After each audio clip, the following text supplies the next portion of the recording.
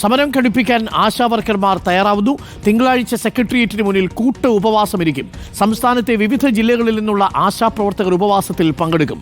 Ashin Diego ചേരുന്നുണ്ട്. Ashin Diego, ആശാവർക്കർമാർ എന്തായാലും സമരം ഘടിപ്പിക്കാൻ പോവുകയാണെന്ന് അറിയുന്നു. അപ്പോൾ ഈ അനിശ്ചിതകാല നിരാഹാര സമരം ഇനി കൂട്ട ഉപവാസത്തിലേക്ക് കടക്കുകയാണോ അഷിൻ?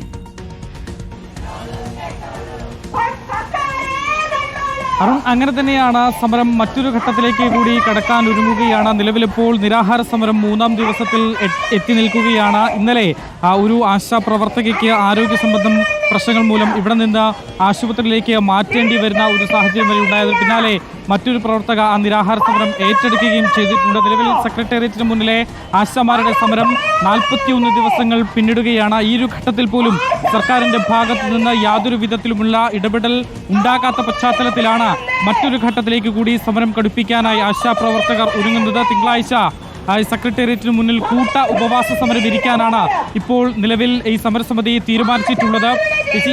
തിങ്കളാഴ്ച കൂട്ട ഉപവാസത്തിലേക്ക് പോവുകയാണ്. അതെ, 24-ാം തീയതി ഉപവാസമാണ്. അവിടെ നിരാഹാരമിരിക്കുന്ന ആശാവർക്കർമാരോട് ഐക്യദാർഢ്യം പ്രഖ്യാപിച്ചുകൊണ്ട് കേരളത്തിലെ ആശാവർക്കർമാർ കൂട്ട ഉപവാസമാണ്. അതിൽ ബഹുഭൂരിപക്ഷം ആളുകളും ഇവിടെ വന്നുകൊണ്ടും മറ്റുള്ള ആളുകൾ അതത് ജില്ലകളിലും അതത് സെൻറ്ററുകളിലും ഉപവാസം ഇരിക്കുകയാണ്. അന്ന് നമ്മളെ ഇതിനോടൊക്കെ പിന്തുണച്ചുകൊണ്ട് ഇവിടെ കടന്നു വന്ന സംഘടനകളും അന്ന് ഞങ്ങളോടൊപ്പം ഉപവാസം അനുഷ്ഠിക്കുമെന്ന് ഞങ്ങളോട് പറഞ്ഞിട്ടുണ്ട്.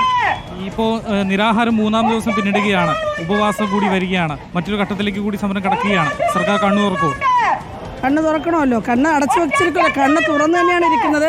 ആശാവർക്കർമാർക്ക് തരാൻ മാത്രം ഇടയ്ക്കിടയ്ക്ക് കണ്ണടക്കുന്നതേ ഉള്ളൂ. തീർച്ചയായിട്ടും അത് തുറക്കും. എന്തായാലും സമരം കടുപ്പിക്കാൻ തന്നെയാണ് ആശാ പ്രവർത്തകരുടെ തീരുമാനം. ഉപവാസ സമരത്തേക്ക് കൂടി കടക്കുകയാണ്. കൂട്ട ഉപവാസ സമരത്തിലേക്കാണ് 4-ാം ഘട്ട സമരരീതി എന്നുള്ള നിലയിലേക്ക് കടക്കുന്നത്. അരുൺ, ഓക്കെ, അഷിനാണ് വിവരങ്ങൾ നൽകിയത്.